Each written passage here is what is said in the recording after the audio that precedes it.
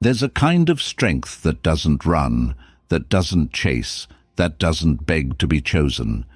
It waits, not out of laziness, but out of clarity. Because when you truly know your worth, you stop rushing toward what isn't meant for you. You stop pleading with doors that won't open and people who never really saw you. You don't need to chase what already belongs to you. You simply align, and then you allow. We've been told that success comes from force, that love comes from pursuit, that peace comes from controlling every detail. But what if that's the very thing keeping it all away? What if what you're chasing would actually arrive faster if you stopped running after it? In this episode, we'll explore 12 Stoic lessons that will help you stop chasing and start attracting, not from ego, but from alignment, not from desperation, but from inner stillness. Because what's meant for you will not require suffering. It will not ask you to shrink, beg, or betray yourself.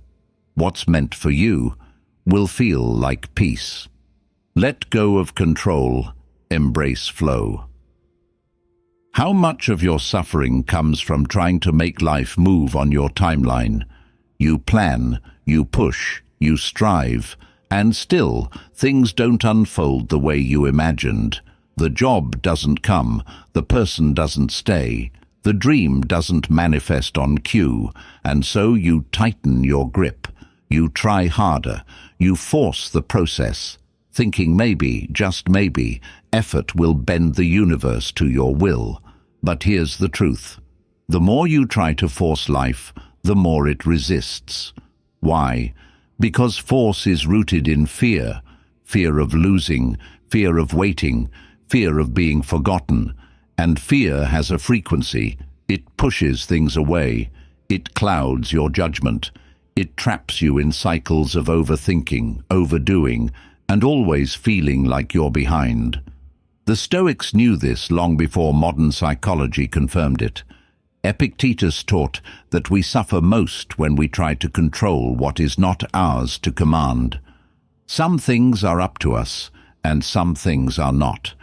This wasn't just a philosophical idea, it was a survival tool, because if you spend your life obsessing over what isn't yours to control, you burn your energy in all the wrong places. Control is seductive.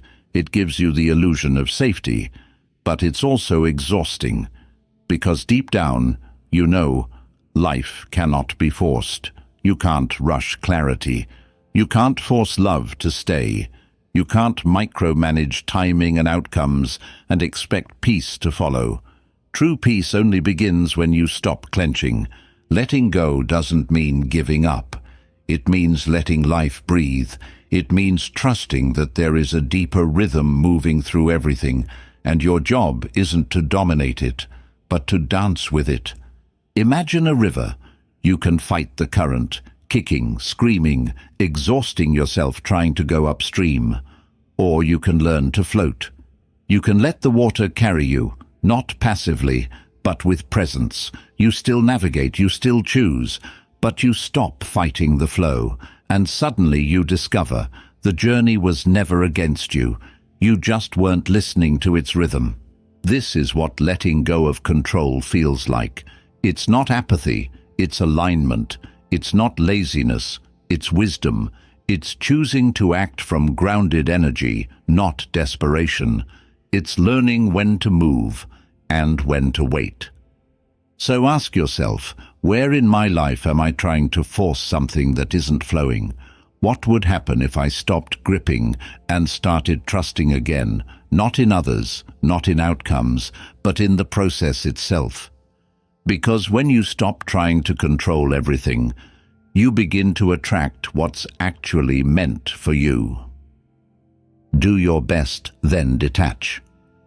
What if peace didn't come from the outcome, but from the effort itself? We live in a world that idolizes results. Success is measured by achievements, by milestones, by applause, and so we learn to obsess over what comes next. We pour our energy into doing, not from joy, but from fear. Fear that if it doesn't work out, we'll be seen as failures. Fear that our worth is tied to the win.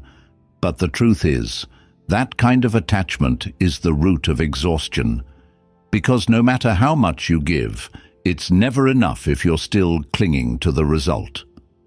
The Stoics offered a radical alternative. Focus only on what is within your control, your action, your mindset, your effort, and release the rest. Epictetus taught this principle again and again. Do your best, then let go. The outcome was never yours to begin with. Imagine the power in that, to prepare fully, to give your heart, to act with integrity, and then to release it all without anxiety. That's not apathy, that's mastery. Because the truth is, the universe rarely rewards force. It responds to alignment. And alignment comes when you act from intention, not from attachment. This doesn't mean you stop caring. It means you stop tying your inner peace to things outside your control. Whether it's a job interview, a relationship, a creative project, you give it your best. Then you detach. You don't detach from passion. You detach from needing it to validate you, from needing it to unfold on your schedule, from making your self-worth dependent on the outcome. It's like planting a seed. You water it, protect it, nurture it, but you don't stand over it screaming, "Grow!" You trust the process. You give it space. That space is where transformation happens. That space is where life breathes. Marcus Aurelius, even as an emperor, understood this paradox. You have power over your mind, not outside events. Realize this, and you will find strength. This is detachment, not the cold kind that pulls away from life, but the wise kind that knows how to stay engaged without becoming enslaved. So how do you practice this in daily life? You set clear intentions, you commit, you work with presence, and then you ask, have I done my part? Have I shown up with honesty and effort? If the answer is yes, you let go, you trust, you redirect your energy to what's next, instead of obsessing over what you can no longer shape. This is the difference between striving and suffering, between control and confidence. You don't need to chase peace, you just need to stop attaching it to things that were never meant to hold it. So ask yourself, what have I been clinging to so tightly that I've forgotten how to breathe? Have I done my best? And if so, can I let that be enough? Because real freedom begins the moment you say, I gave it my all, and now I release. Trust the timing of things. Why is it so hard to wait, even when we know rushing won't change the outcome? It's because we've been conditioned to believe that everything must happen now. We want instant answers, instant validation, instant growth. And when life moves slower than our expectations, we panic. We question everything. We think the delay means denial. We think if something isn't happening right now, it never will. But that's not truth. That's impatience dressed as urgency. The Stoics taught us that time is not an enemy to defeat, but a teacher to honor. Marcus Aurelius wrote, "Time is a sort of river of passing events, and strong is its current. No sooner is a thing brought to sight than it is swept by, and another takes its place." This wasn't a warning. It was a reminder to stop clinging, to stop demanding that life move at the speed of your desire, because what's meant for you will not require you to chase it down or lose yourself in the process of pursuing it. It will not ask you to beg, to break, to betray your peace. What's meant for you comes when you're ready to receive it, not just physically but emotionally, spiritually, energetically. Sometimes the delay is not a punishment, it's protection. Life withholds certain things not to deny you, but to prepare you, to refine your mindset, to strengthen your values, to develop the discipline you'll need once that thing arrives. And if you rush the process, you'll meet the right thing at the wrong time and lose it before you ever truly held it. Imagine trying to harvest fruit before it's ripe. You might get what you want sooner, but it won't nourish you. It'll be bitter, underdeveloped, incomplete. So too with love, with success, with healing. They ripen in their own time. And it's not yours to control, only to trust. That doesn't mean you stop acting. It means you act with presence, not panic. You prepare for what you want, but you don't force its arrival. You live your life fully in the meantime, because the meantime is your life. And yes, there will be moments where it feels like everyone else is moving ahead while you're stuck. But progress isn't always visible. Sometimes the most important growth is happening underground, silent, invisible, foundational. And when your moment comes, it won't be late. It will be right on time, even if it's not the time you expected. So ask yourself, what am I trying to rush that actually needs space to grow? What would change in my heart if I stopped asking when and started trusting soon? You are not behind. You are not forgotten. You are simply being shaped for something that is not quite ready, and neither are you. But when you are, it will find you. Desire without desperation. Have you ever wanted something so badly that it started to hurt? You wanted the relationship, the opportunity, the recognition, not just casually, but intensely, obsessively. You thought about it constantly. You checked your phone, replayed conversations, scanned every moment for a sign. And the more you wanted it, the further away it seemed to drift. Desire is not the problem. In fact, it's part of what makes us human. It points to our dreams, our longings, our inner calling. But when desire turns into desperation, when it becomes a need rather than a preference, it begins to poison us from the inside. Desperation whispers, "If I don't have this, I'm not enough. If I don't get it soon, I'll fall behind. If they don't choose me, I must be unworthy." That's not desire. That's fear pretending to be passion. The Stoics would call this an attachment to externals, to things outside our control. Epictetus taught, "Freedom is the only worthy goal in life. It is won by disregarding things that lie beyond our control." And when you become desperate, you surrender your freedom. You place your peace into the hands of something or someone that does not belong to you. So what does healthy desire look like? It's wanting something deeply, but not needing it to feel whole. It's saying, "I would love for this to happen, but if it doesn't, I'm still grounded. I'm still worthy. I'm still on my path." That kind of desire is clean, clear. It moves from intention, not fear. Think about it. When you're desperate, you repel the very thing you're trying to attract. You start acting out of insecurity. You overreach. You people please. You grasp. And in doing so, you abandon your own center. But when you're calm in your desire, when you move with presence, self-trust and alignment, people feel that. Life responds to that. Desire becomes magnetic when it's no longer tied to your survival. So how do you shift from desperation to empowered desire? First, you pause. You get honest. You ask, what do I believe this thing will give me? Validation, safety, belonging. Then you ask the harder question, can I begin to give that to myself now, before it arrives?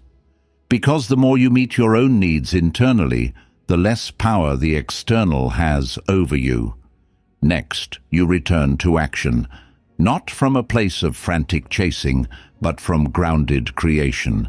You prepare, you show up, You live in alignment with what you desire, but you stop begging.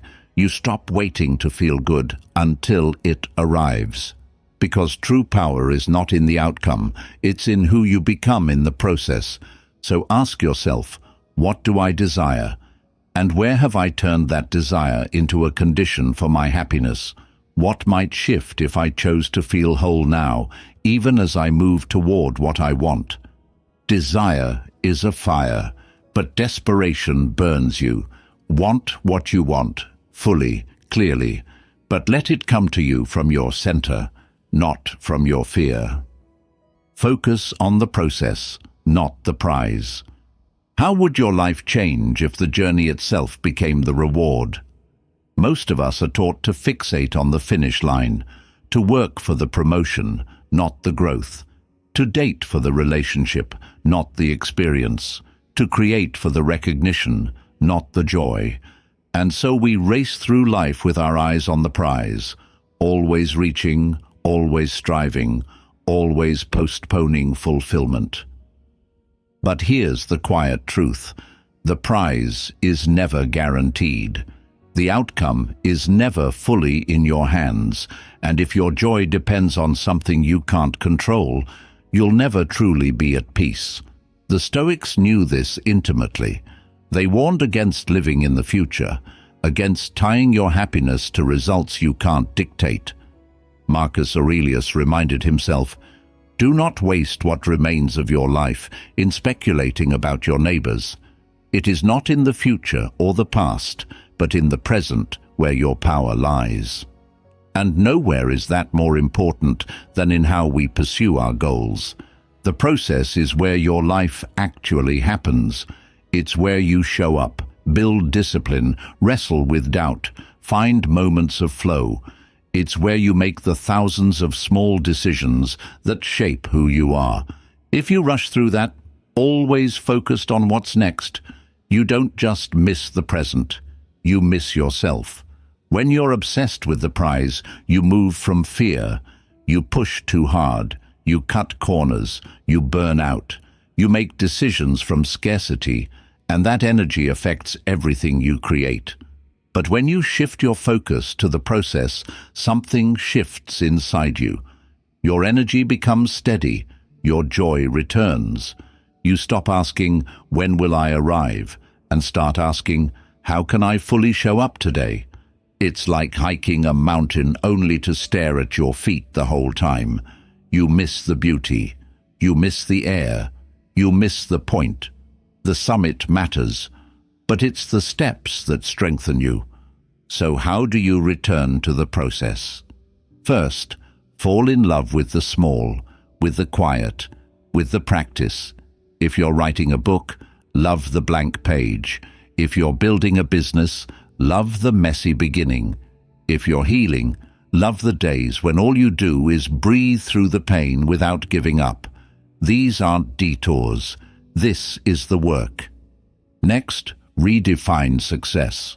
Not as what you achieve, but how you show up. Did you act with intention? Were you aligned with your values? Did you give your best energy to what matters? Then you're already succeeding, even if the reward hasn't arrived yet.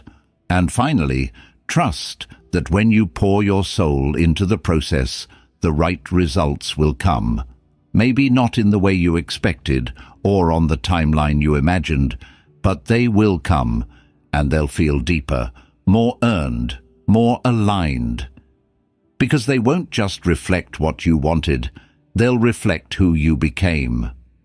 So ask yourself, where have I become obsessed with the prize and forgotten the beauty of the path itself? How would my energy shift if I made the journey the destination? Because the life you're waiting for isn't at the finish line. It's in the steps you're taking right now. Detach from outcomes, not from effort. What if you could give everything and still be at peace no matter how it turns out? This is where most people struggle.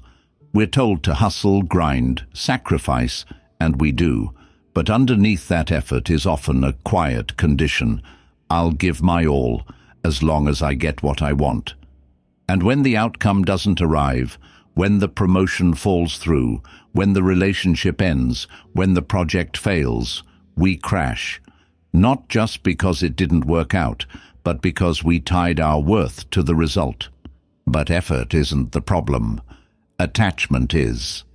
Detachment, in the Stoic sense, doesn't mean you stop caring. It means you stop needing everything to go your way in order to feel whole.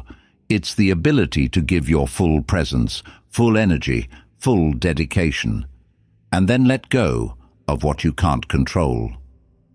Epictetus taught, "The key is to keep company only with people who uplift you, whose presence calls forth your best." But that wisdom extends to your mindset too. Your thoughts must uplift you even when results don't.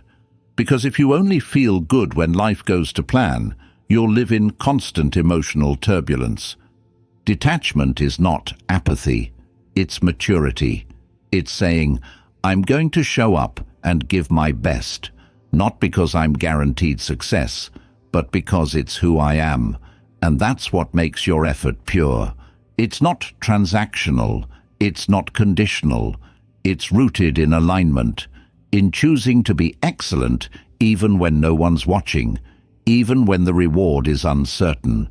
When you detach from outcomes, you free yourself, you free your energy, you stop clinging, you stop fearing, you stop performing, and you start living. Imagine how light you would feel if you worked hard, gave everything you had, and didn't need the world to validate it. Imagine if your sense of peace didn't rise and fall with every success or failure. That's not weakness. That's emotional freedom.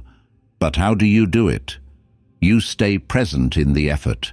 You stop measuring yourself by results you can't fully control. You remind yourself that not every seed sprouts overnight, and not every outcome is a reflection of your worth. Sometimes life's no is actually a redirection. Sometimes the effort itself is the reward because it shaped your character, clarified your path, built your discipline. You still set goals, you still dream, but you don't live for the goal. You live from your values, from your why, and that keeps you grounded no matter what happens. So ask yourself, where am I holding my peace hostage to an outcome? What would shift if I gave my full effort and trusted the rest to unfold as it must? You don't have to detach from your dreams, just from the illusion that your value depends on how they end. Inner stillness attracts outer clarity. Why do answers often arrive when we finally stop looking for them? There's a moment, after all the thinking, the planning, the analyzing, when your mind finally slows down, when the noise fades, and in that stillness something shifts, a truth rises, a feeling becomes clear.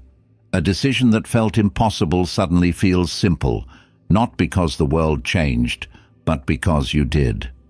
Stillness isn't the absence of motion, it's the presence of awareness. And the more you learn to quiet your inner world, the more clearly you begin to see your outer one. Most of us try to solve problems from a state of panic. We chase clarity like it's something outside of us. Another podcast, another conversation, another list. But the Stoics knew that the most powerful answers don't come from more noise. They come from less. Marcus Aurelius wrote, "Nowhere you can go is more peaceful, more free of interruptions than your own soul." That wasn't just poetic. It was a guide, a reminder that clarity isn't something to chase. It's something you allow by clearing the fog of reactivity, anxiety, and emotional chaos. Think of your mind like a lake. When it's stirred up, you can't see anything below the surface, but when it's still, truly still, it reflects everything with perfect clarity. That's what happens when you stop forcing thoughts. When you breathe, step back, and create space. Your intuition rises, not loud, not frantic, just present. And here's what's powerful. When your energy is calm, you become magnetic. People trust your presence. Opportunities come more easily. You're not repelling with desperation or clouded energy. You're moving through life with clarity, and the world responds to that. Stillness also reveals truth about others, about decisions, about yourself. The things you thought you needed, maybe they were distractions. The people you chased, maybe they were never aligned. The version of success you once idolized, maybe it doesn't match your soul anymore. But you can't see any of that when your mind is cluttered. You can't hear your inner voice over the shouting of fear. So how do you cultivate stillness? Not by eliminating all noise from your life, but by pausing in small moments. 5 minutes of breath before you start your day, a walk without music, turning off your notifications and just being. It sounds simple, but it's radical, because silence in this world is rebellion. And in that rebellion, you return to yourself. And with that return comes clarity, effortless, honest, undeniable. So ask yourself, where have I been forcing answers that silence might already be holding? What truth is trying to reach me, if I would only get quiet enough to hear it? You don't have to chase clarity. Stillness will invite it in. Align, don't force. Have you ever tried to force something, a connection, a project, a life decision, and felt everything inside you tighten? It's a feeling we often ignore. That quiet inner resistance, the tension in your chest, the fatigue that won't go away, the voice in the back of your mind saying, "This isn't it." But we push through anyway. We try harder. We convince ourselves, if I just give more, if I just don't quit, it'll work. But force is rarely the answer. Alignment is. There's a difference between persistence and resistance. Persistence comes from purpose. Resistance comes when something deep inside you knows, this path isn't right. And yet the world praises effort without asking whether that effort is even meant for you. The Stoics offered a powerful counterpoint to this mindset. They didn't believe in blind ambition. They believed in right action, in living according to nature, which meant living in harmony with who you are, what you value, and what is within your power. Epictetus said, "First say to yourself what you would be, and then do what you have to do." That's alignment. It's not about chasing every opportunity. It's about choosing the ones that resonate with your essence. When you're aligned, life doesn't become perfect, but it moves. There's less friction, less second-guessing. You don't have to drag yourself toward your goals. You're drawn toward them. You don't need to convince others of your worth. Your presence does that on its own. And most importantly, you stop betraying yourself just to make it work. But how do you know if you're forcing something? You feel drained, not energized. You overthink every step. You need constant validation to keep going. You feel like you're pushing a boulder uphill, not because it's challenging, but because it's not aligned. Force always demands more than it gives. Alignment replenishes you even as you stretch. That doesn't mean aligned paths are easy. It means they're true. They challenge you without erasing you. They demand your strength, not your soul. So how do you return to alignment? You pause. You ask yourself, what am I doing because I feel I should? And what am I avoiding because it feels too unfamiliar, even if it feels right? You pay attention to your energy, not just your results. You notice when you feel expansive and alive, and when you feel small and depleted. Then you adjust, you redirect, you realign. This is the art of attraction, not chasing, not forcing, but becoming the version of yourself that naturally moves toward what belongs to you. So ask yourself, where in my life am I pushing so hard that I've lost connection to what feels right? What would change if I stopped forcing and started aligning instead? When you align, you don't have to chase. What's meant for you can finally recognize you. Your vibration speaks before you do. Have you ever walked into a room and felt something shift, not because of what someone said, but simply because of who they were? It wasn't their words. It was their presence, the way they carried themselves, the calm in their breath, the clarity in their energy. You didn't need an explanation, because energy speaks before language ever has a chance to. That's vibration. It's not mysticism, it's resonance. It's the emotional, mental, and spiritual tone you carry, and it shapes how the world responds to you more than anything you try to say or prove. We're taught to perfect the outside, say the right things, wear the right clothes, build the right resume. But if your energy is off, if your internal world is chaotic, desperate, or angry, it doesn't matter how polished your surface looks. People feel your vibration. Life responds to it. And the more disconnected you are from your inner self, the more effort it takes to attract what you want, because you're not radiating from truth. The Stoics understood this in their own way. They taught that virtue, not image, is what defines the self. Marcus Aurelius wrote, "The soul becomes dyed with the color of its thoughts." In other words, who you are inside becomes what you carry into the world. You don't attract what you post, you attract what you believe, what you embody, what you consistently live. So what does your energy say about you when you're not trying to impress anyone? Are you tense, defensive, always chasing, always doubting? Or are you grounded, honest, at peace with yourself, even when things aren't perfect? That inner vibration is what people remember, more than your accomplishments, more than your talent. It's what they feel, and it either invites or repels without a word being spoken. This is why inner work matters. Not just because it makes you feel better, but because it shapes how your life unfolds. When you cultivate gratitude, peace, and purpose, you begin to resonate at a higher level. You stop begging for attention. You stop needing to prove your worth. You start attracting people, opportunities, and outcomes that reflect your inner state. But here's the key. You can't fake vibration. You can't perform peace. You can't pretend to be confident while drowning in self-rejection. You must become it, from the inside out. And how do you do that?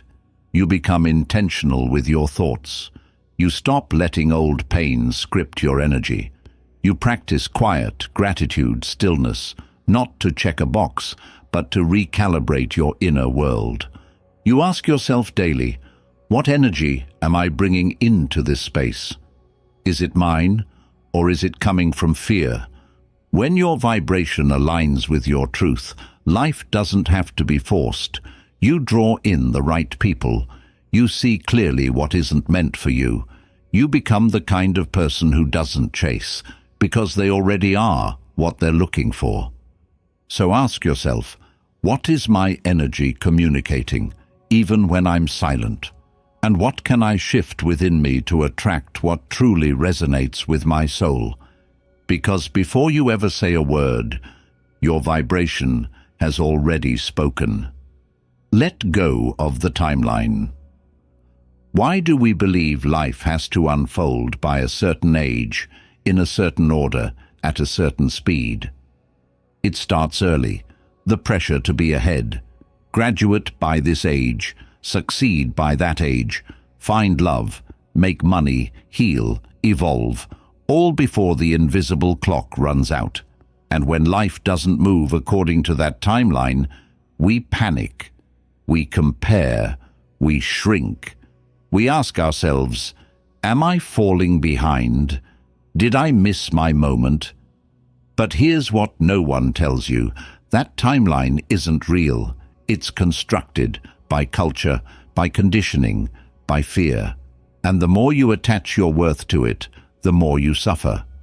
Letting go of the timeline doesn't mean giving up on your dreams. It means releasing the false belief that your dreams are only valid if they arrive on time. It means understanding that timing is not linear. It's intelligent. There are lessons that must unfold before love can stay. There is growth that must take place before success can be sustained. There is inner work that must be done before peace can be felt consistently. The Stoics knew this well. Seneca wrote, "It is not that we have a short time to live, but that we waste a lot of it." His point wasn't to create urgency. It was to remind us that the only time that truly exists is now. Not 5 years from now. Not the version of you you're trying to catch up to. Just now, where life is already happening. And when you let go of the timeline, something powerful happens. You return to presence. You stop measuring your worth by the pace of others. You stop resenting the waiting and start learning from it. Because waiting is never empty. It's the space where alignment is built, where clarity grows, where your next chapter prepares itself in silence. Think of nature. A seed doesn't rush to become a tree. The sun doesn't rise a minute early to prove its worth. The seasons don't apologize for their pace, and yet everything arrives exactly when it's meant to. Not a moment too soon, not a breath too late. You are no different. So how do you let go of the timeline? You start by catching the thoughts that say, "I should be further along." You ask, according to whom? You stop measuring your life in milestones and start measuring it in presence, growth, intention. You trust that what's meant for you doesn't operate on fear's schedule. It operates on soul time. And when doubt creeps in, when you see others passing you by, you remind yourself, "I'm not behind, I'm becoming." So ask yourself, what deadline am I holding myself hostage to? And what peace might I feel if I trusted that my life is unfolding exactly as it needs to? Let go of the clock. Hold on to the moment, because this, right now, is where your life is waiting to meet you.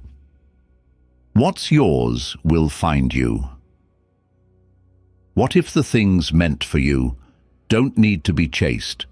There's a kind of desperation that comes from believing everything in life must be hunted, seized, earned through struggle. We're taught that if we don't go out and fight for what we want, aggressively, relentlessly, we'll miss it forever. But this belief comes from fear, not wisdom, from scarcity, not trust. Because the truth is, what is truly meant for you doesn't require force. It finds its way to you, not when you chase it, but when you become ready to receive it. This isn't about passivity. It's about alignment. You still show up, you still work, grow, and stretch yourself. But you stop chasing from a place of emptiness. You stop sprinting after things that don't even see you.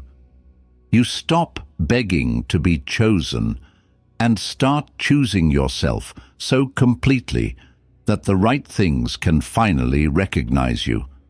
The Stoics believed in destiny, but not as something handed to you, as something you walk toward through right action and inner peace.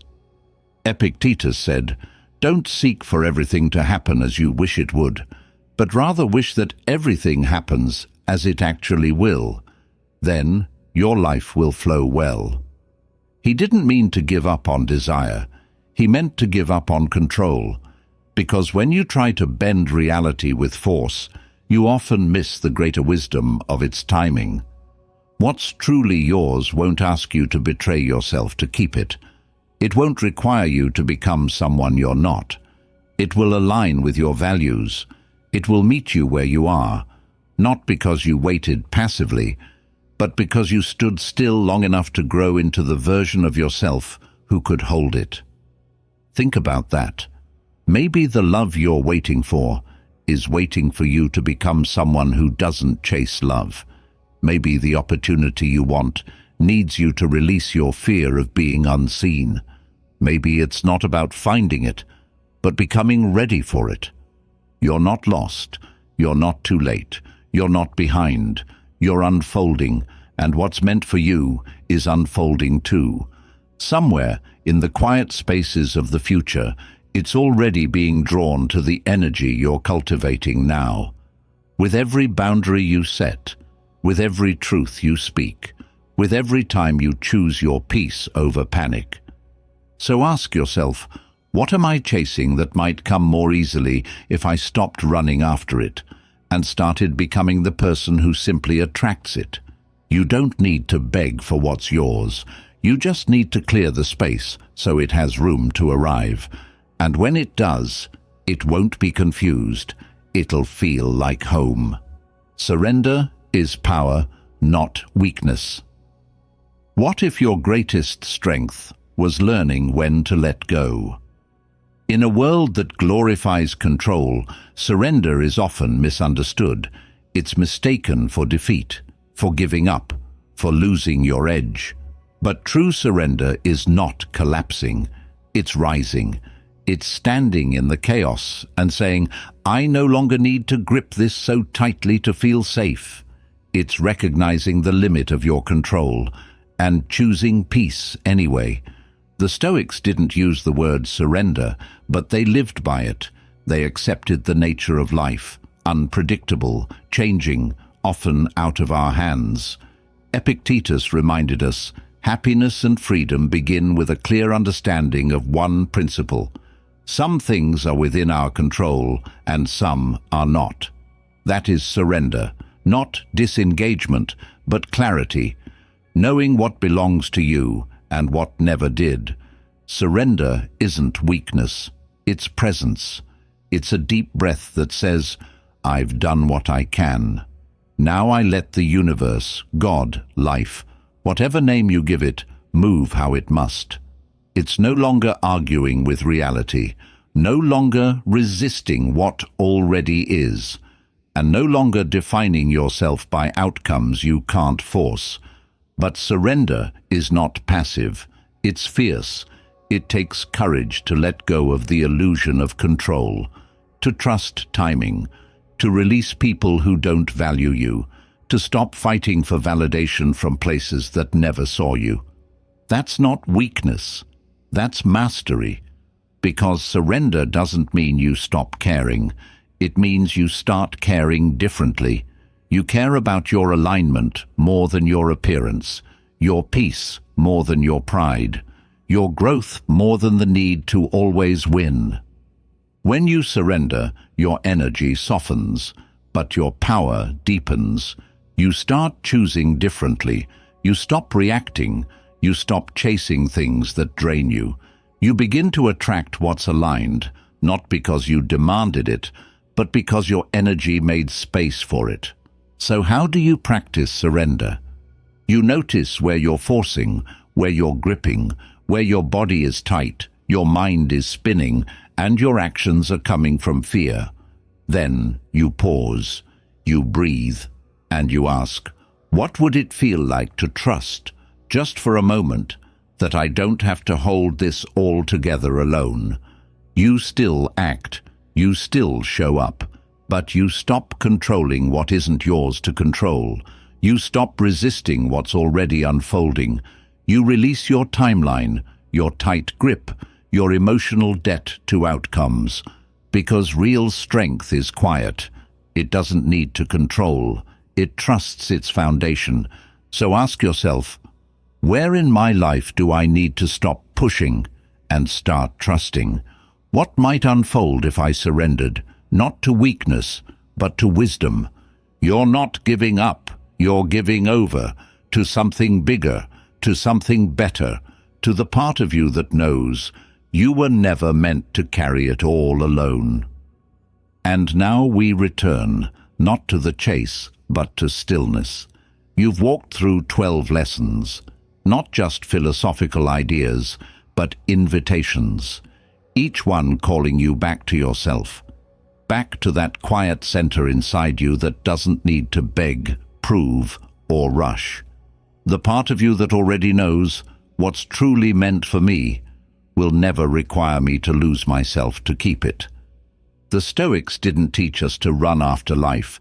They taught us to meet it with clarity, presence, and inner strength, to let go of what's not ours to control, to show up fully and then release, to trust that timing is not a trap, but a teacher, and that peace, real peace, doesn't come from winning the chase. It comes from leaving it all together. You don't need to chase love. Chase success.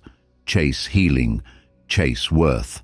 You need only to become, to align, to clear space, to live in a way that reflects what you seek, because what's yours will not pass you, not if you stop chasing and start becoming. So take a breath. Let go of the tension in your shoulders.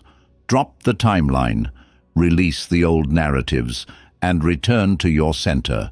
From here, everything you're meant to attract already knows where to find you.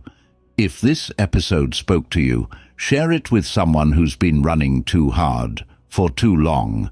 And if you're ready to stop chasing and start rising, subscribe and join a community that values depth, calm, and truth. Because the world doesn't need more noise, it needs more people who live from alignment, and that begins with you.